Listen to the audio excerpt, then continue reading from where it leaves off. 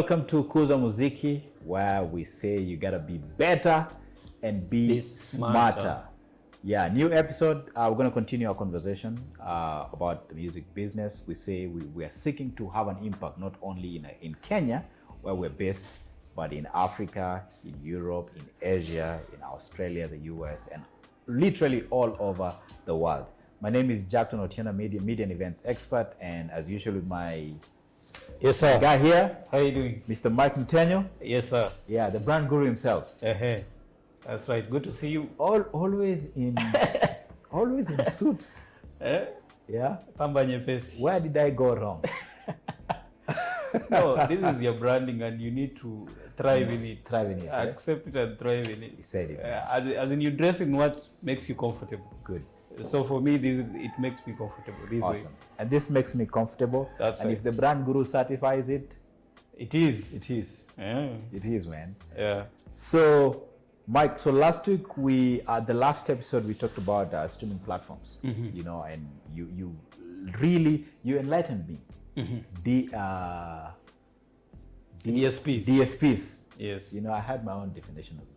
Which was distribution service platform. Now I know it's digital service provider. Digital service provider. Basically, they were placed under that because it's an industry that is evolving. Yeah. So I tend to feel they didn't want to be changing the name over and over and over, because all of them, they are digital. They're just services under the digital space. Yeah. So whether it's NFT, whether it's what, it's just fits in there. Yeah. Yes. So today we're gonna go to a different level. We're gonna talk about the place of live performances, and not just live, but you know, a fusion of performances, live and just performances in general. You know, because it could be playback and it could also be live. Mm-hmm. So, how do you as an artist leverage on performances to promote your music or promote your art? Mm-hmm. And there are many different ways you could do that. You could do tours. You could organize tours. Mm-hmm. You could organize for concerts. You could organize listening parties. You could actually show up on people's family gigs, you know, birthdays or anniversaries, and actually perform. And those are ways that you could use to distribute or promote your music. So let's talk about the place. What's the place of these performances in, and how and what key role does it play in a musician's life? Yeah. So for performances, we tend to think that performing is when you're paid. Yeah. Because most artists don't view performing from an aspect of it's a tool of marketing yourself.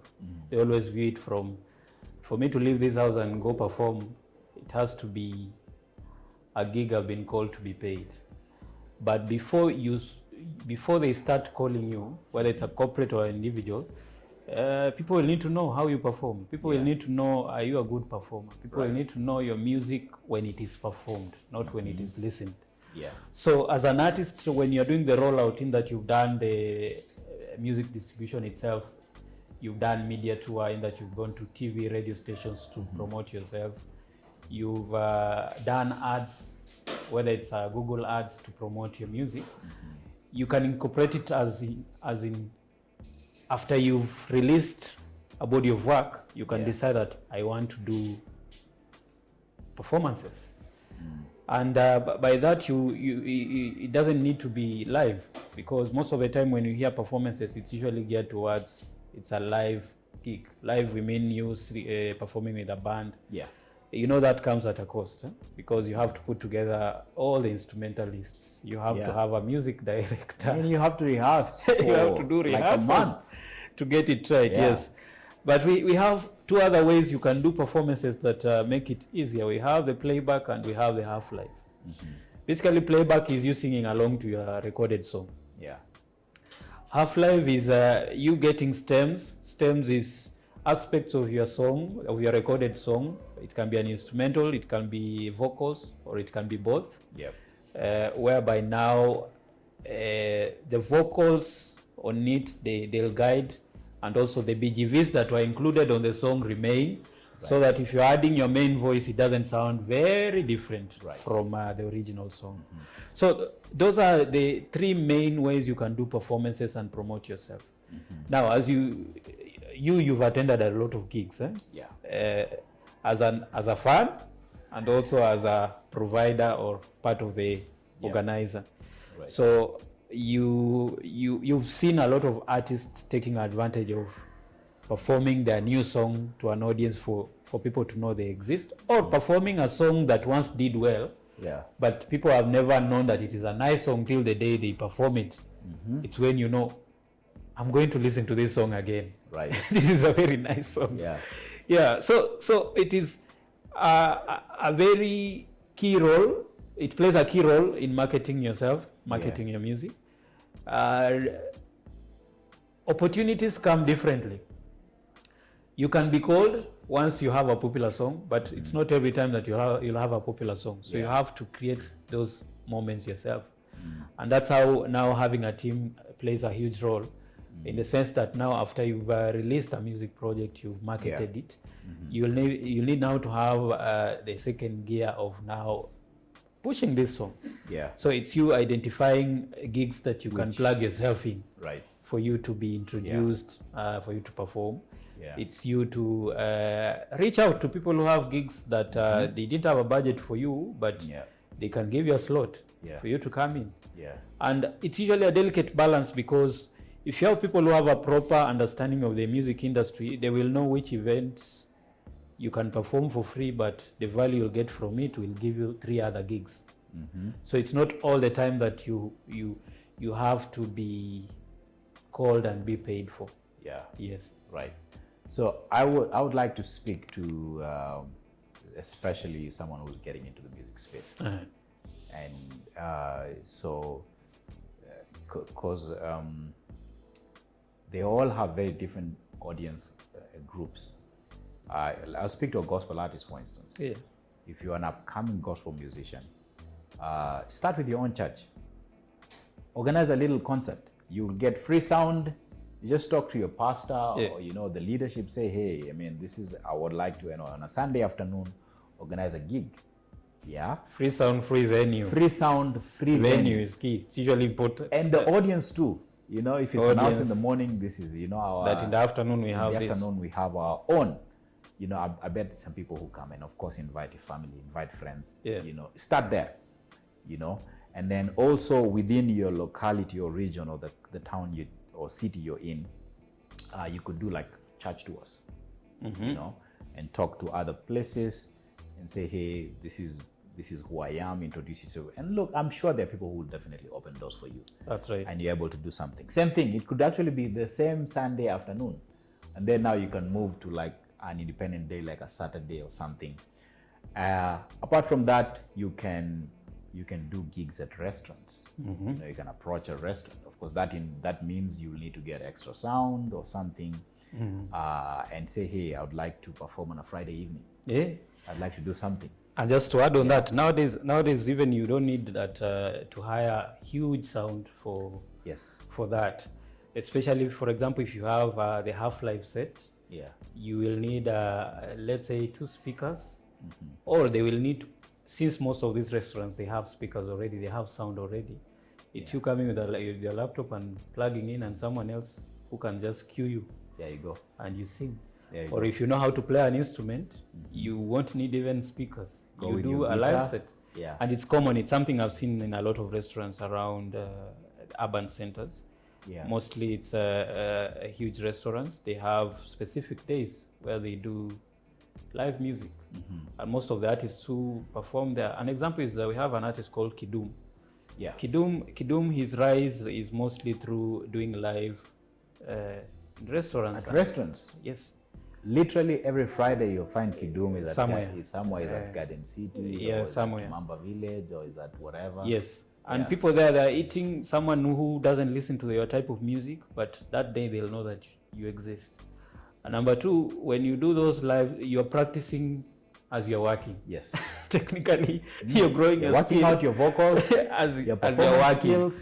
Without being judged, because someone hasn't paid to come watch you, so that they'll say you're singing badly because I've paid, and yet I've paid. Right. So they'll know this guy is not that strong vocally, but it's the restaurant which has paid. So it's a form of you practicing. That's why most of the time you'll find musicians, like gospel musicians, who they are part of, let's say, their praise and worship team. They are better live singers. And it happens automatically because these people, when they're serving, Sunday, they're practicing. They're singing. When they're serving, they're practicing. They meet probably on let's say weekday, on Wednesday or Thursday or Saturday for practice. Yes. And then on Sunday, yes, they are. So then they don't have to hire like a studio in town to be able to do rehearsals with a band. No. Yeah. So for you to catch up with such a person, you will also be you'll need to be very intentional in how you do now your rehearsals and finding spaces in which now you perform. Yeah. Because performing comes with practice, nothing else. Hey, Mike, you're saying you're something very important, and this is what I think a lot of people ignore: the process, because practice is a process. Yeah. So Burna Boy has a new album called "I Told Him." I just saw him. He announced he's going to start a tour for the he's touring actually touring the US. I think he's starting the US. And in Kenya we had a huge concert last weekend, Oktoberfest. Yes. And we had I think Diamond perform. We had Nyashinski performing. I understand he killed the show like he did. Crazy. So and I'm introducing that because there's some musician who will be like, hey, one day I want to be Burna Boy. Yeah. One day I want to be Kirk Franklin. Yeah. Or one day Nyashinski. Yeah. But what are you doing now? In preparation. In preparation to greatness. To greatness. You know, and that's exactly what we're talking about. Look for opportunities. It could literally be even just 20 people listening to you, but you're practicing constantly, and that 20 will move to 50, to 100, to a 5,000, and within no time you're performing to 10,000. Within no time now you're like Burna Boy performing to 80,000 people. Yeah, and the good thing with the regular and frequent practice, it becomes a lifestyle in that you don't view it like it's work. An example is like Ed Sheeran, the UK artist. Before he blew up, this guy, he used to sing in subway stations.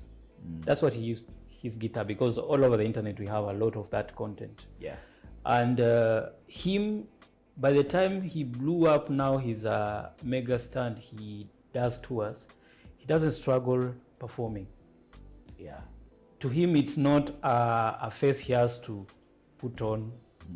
It's him getting on stage with his guitar and singing. Yeah.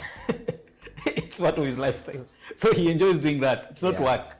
Yeah. And you will only get to that level if you infuse it from. It's not. You don't wait till you are an A-list artist. Till it's when you start practicing how to perform on a huge stage. How you start practicing how to perform with a band. It's something I've experienced with artists. In that they get a popular song, and then they get a very huge gig that is live, and then the artist tells you, by the way, I've never performed with a band. Yeah. Never. I even don't know how I sound. A lot. So you find at that time your life is very busy. The clique of people around you and opportunities, it's too much for you to concentrate in refining a skill. Yeah. You know, when your life is not too busy, when a lot of eyes are not on you, it's the best time for you to be able to perfect something and work on it. Yeah. So when you're still unknown, when you're still new, it is the time to start. Right. You should not wait for I'm waiting for a gig I can perform live for me to know how to perform with a band. No. Yeah. And you know, they say opportunity meets preparation. Yeah, that's right. And I think the artists who are really good at live, when COVID hit, you saw the difference. Yeah. You saw the huge difference. It was a huge difference. I give an example. I think Hat the band, I think they did something. The virtual gigs. Yeah. Saudi Soul. Yeah. King Kaka, I think. Evelyn Wanjiru here in Kenya. I'm talking about Kenya. Abroad, we also saw DJs coming out now to do live gigs. DJ gigs. Yeah.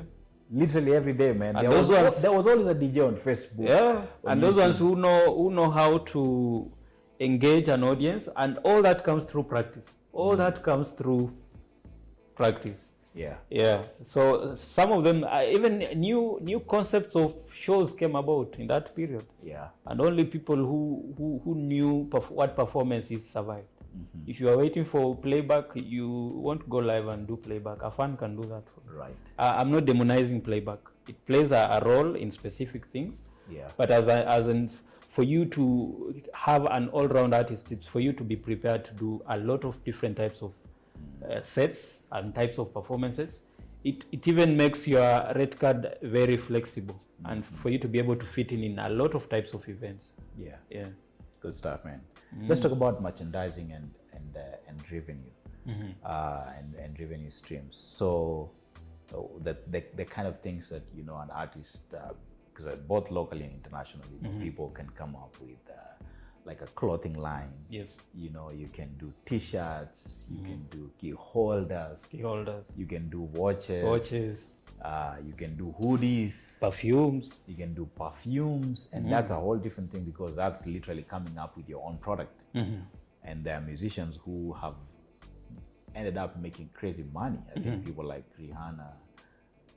Yeah, she has her own fashion line, which has Fenty Beauty, right? Fenty, which has created a lot of money, just like her music career. In that she's in the second stage of her career, which is not music, but she's okay. Yeah. She can stay even 6 years without a song. And it's crazy because there's perfumes in there, there's a makeup kit, the foundations and all that.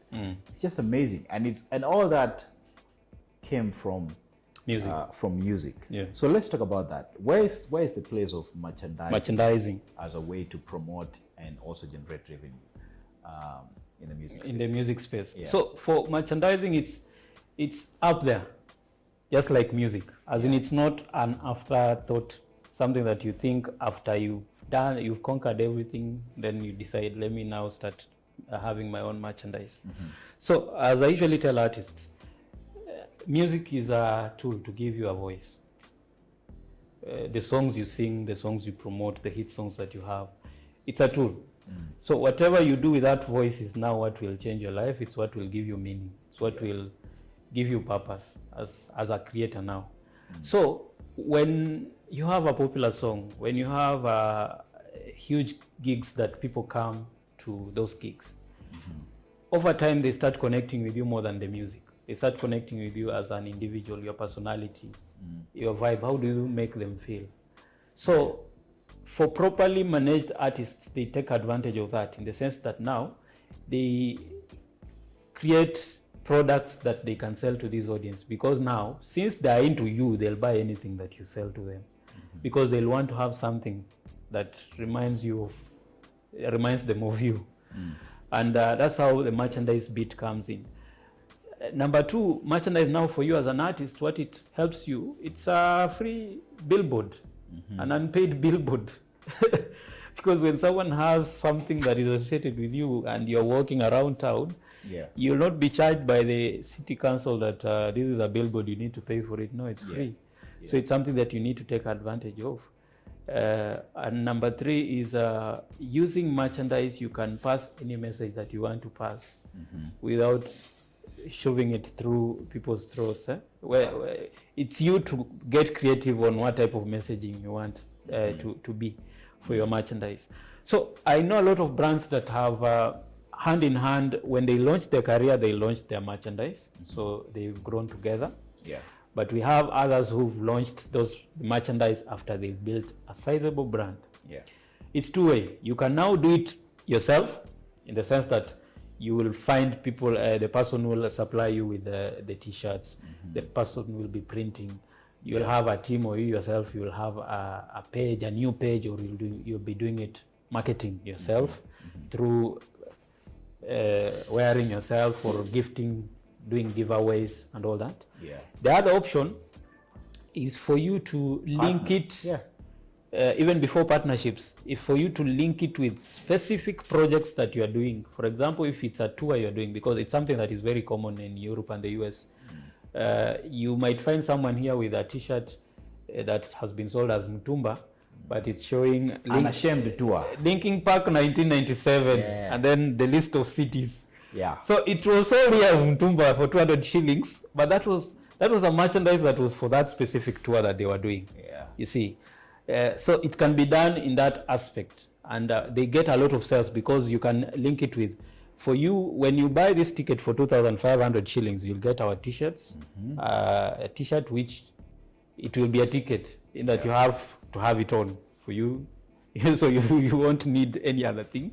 Yeah. So there are creative ways you can find of guys buying your merchandise by force without you forcing them. Right. Number 3, it is you to identify companies that have an existing structure in manufacturing and selling, which is very common now. Home 254. Home 254. They've done a lot of that locally in Kenya. But even before we come locally, you see like Yeezys. Yeah. That was a huge deal, a huge brand partnership. Absolutely. Which came about because this is a company that has the infrastructure. They can design a shoe and sell it. But now by you coming into the picture, you're bringing on board something that is very different in the sense that you're bringing your audience to your market to them. And and you're becoming the face of it. Yes. Yeah. So it is through revenue share. It's a revenue share arrangement. Basically, and it is a space that has not been fully exploited locally here. It's something I saw a few years back. We had some headphones called PES. You remember that? I remember, yeah. So Sauti Sol, they partnered up with them and came about with Sol. Just the same PES, but it's branded Sauti Sol. But now that one, it's actually PES that approached Sauti Sol to promote. Which is a good thing. If it comes like that, your bargaining power is different. Yeah. Yeah. So we've seen such partnerships, and even now, Home 254, the way you're saying now, we've had now them approaching. Doing a lot with other influencers. Much more than musicians. Yes, influencers. Like Aziad. I think it's just the business model that they're seeing. Maybe the influencers are giving them more returns and more reach than musicians. But the thing is, it's the team or you as the musician to get creative with your brand, in the sense that evaluate your audience. What can they buy?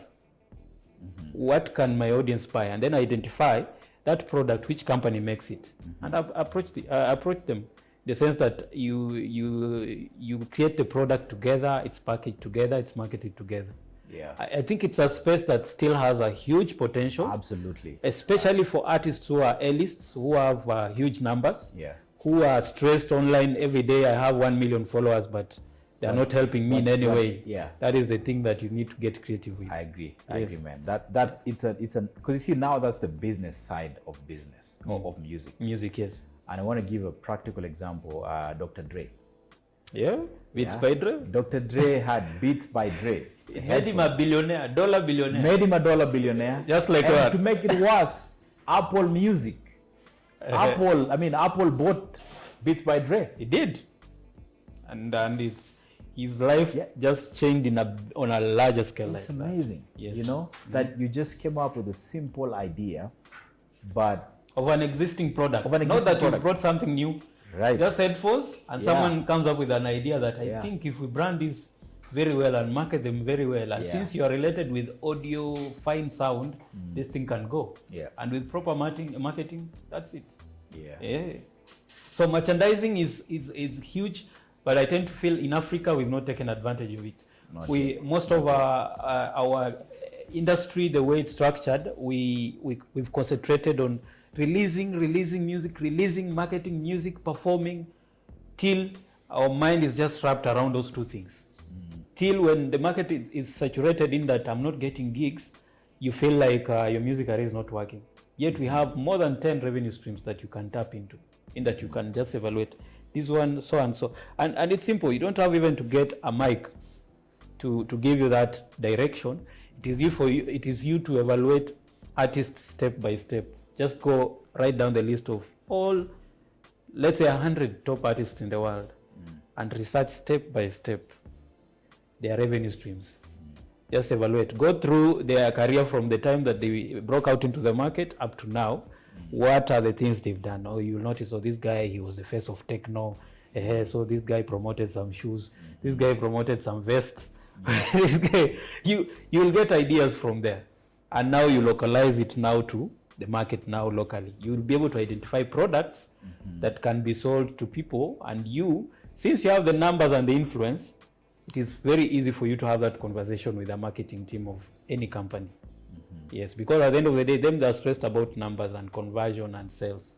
Yeah. And since you have the numbers, you can have that conversation. Yeah. So our challenge to you is if you can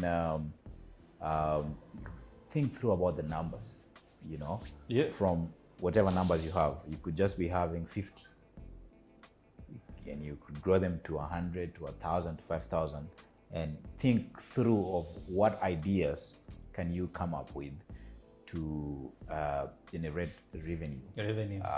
You know, so that music is a vehicle.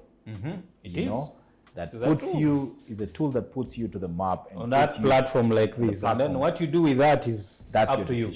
It's up to you. Decision. And just to add on it, numbers, the stress about numbers, I have some of the clients I work with who have a smaller number and it's paying them more than those people who have bigger numbers. For example, I have talents that have, let's say, 50,000 followers on Instagram who are making more money with their brand more than those ones who have 1 million followers.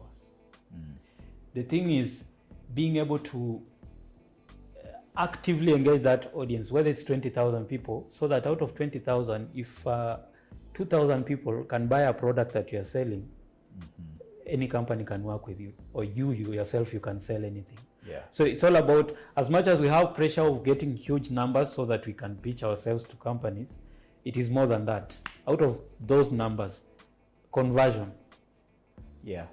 How is your conversion?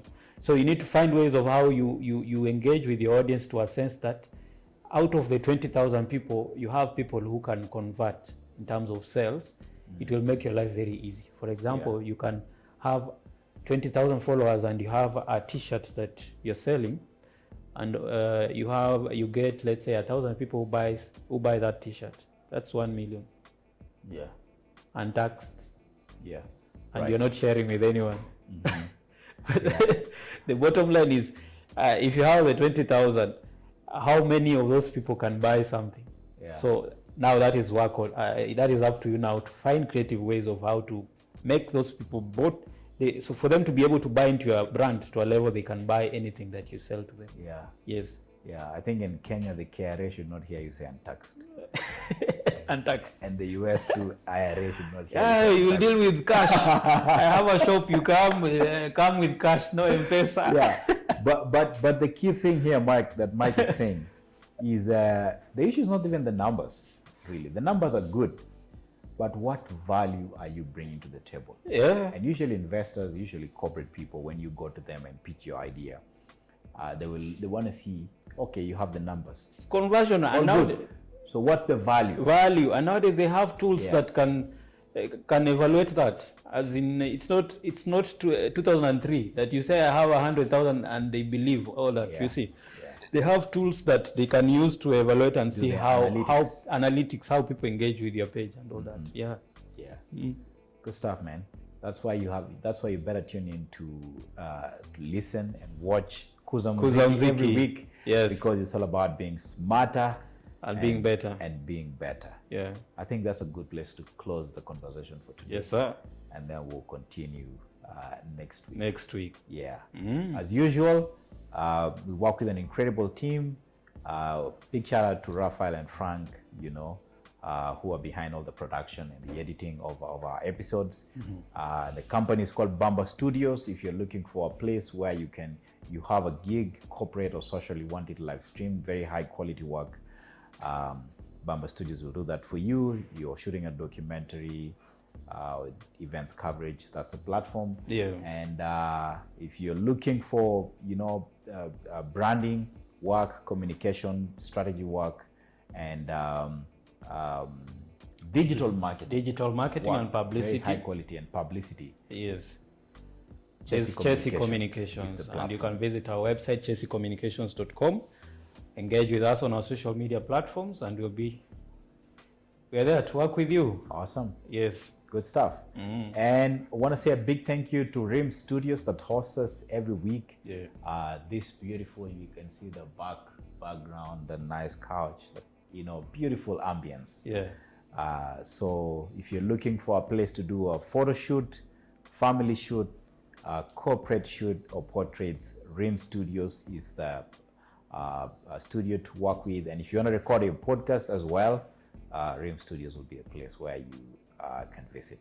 Thank you very much for making time to tune in today. Thank you for listening. Thank you for watching. God bless you. Have a good one. Until next time. Adios. Adios.